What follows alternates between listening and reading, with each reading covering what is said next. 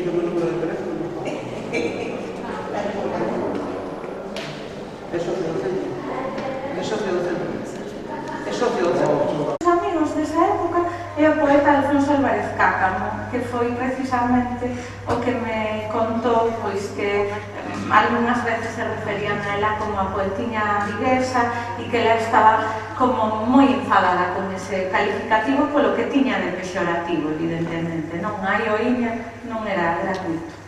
Estamos nos 80 daquela, éramos pouquísimas mulleres as que estábamos pois, un recital o que publicábamos da nosa xeración, quero dicir, non?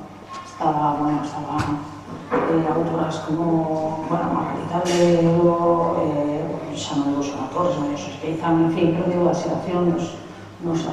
Éramos moi poucas mulleres. Elena de Carlos, Cristal Méndez, Susana Trigo, estaba Pilar Pallares, hai máis nomes por aí, pero ben, pois eso, ela contaba os dedos da mano.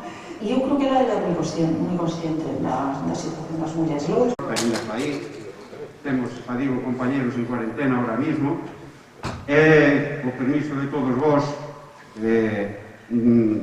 queremos dedicarlle este concerto, primeiro concerto, despois desta etapa así en blanco, a un compañeiro que estuvo bastante fastidiado, Ernest, pero hoxe falei con él, xa está moito mellor, pronto estará con nós, pero sí, está aí, ahora mismo sei que está pendiente deste concerto, disculpade,